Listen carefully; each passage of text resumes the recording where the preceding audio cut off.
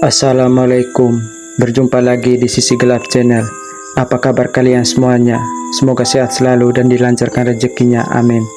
Kali ini kita akan bercerita tentang misteri saudara seram.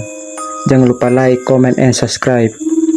Di sebuah kota kecil yang jauh dari hiruk-pikuk kota besar, terdapat sebuah rumah tua yang telah lama bertahan selama beberapa generasi. Rumah itu milik sang nenek yang kini menjadi milik Ana. Setelah neneknya meninggal, dengan hati yang berduka, Ana memutuskan untuk kembali ke rumah itu, berharap untuk menemukan kedamaian dan beberapa kenangan lama untuk mengobati kesedihannya. Ana pun memutuskan pulang dan tiba di rumah pada sore menjelang malam. Ana pun membuka pintu rumah itu lalu masuk ke dalam. Sesampainya di dalam, Ana pun merasa seperti memasuki dunia lain, dunia di mana waktu seolah-olah berhenti. Di ruang tamu, foto-foto lama menghiasi dinding, termasuk gambar neneknya yang tersenyum lembut. Ketika Ana menjelajahi kamar-kamar itu, dia menemukan sebuah ruangan yang terkunci. Ana pun penasaran dan mencari kunci untuk membuka pintu ruangan itu. Tak lama mencari, Ana menemukan kunci itu di dalam laci meja tua di ruangan tamu. Kunci itu pun cocok dengan pintu ruangan tersebut. Dengan rasa penasaran, Ana membuka pintu itu.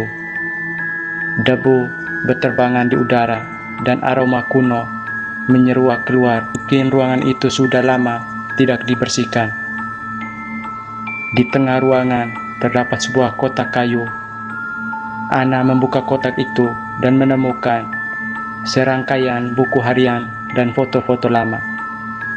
Di antara halaman-halaman buku harian itu, terungkaplah rahasia yang terpendam selama ini.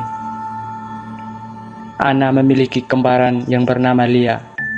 Menurut buku harian itu, Lia menghilang dalam sebuah kecelakaan misterius ketika mereka masih bayi. Sejak itu, tidak ada yang tahu keberadaannya si Lia. Semakin malam, Ana mulai mendengar suara-suara aneh. Langkah kaki di koridor rumah pun terdengar. Pintu yang tiba-tiba terbuka sendiri dan bisikan yang hampir tidak bisa didengar. Ana mencoba mengabaikan ini semua, menganggapnya sebagai efek dari kelelahan dan kesedihannya. Namun, dalam hatinya, dia merasa ada sesuatu yang tidak beres malam itu. Ana pun terbangun dari tidurnya karena merasa ada yang memandanginya.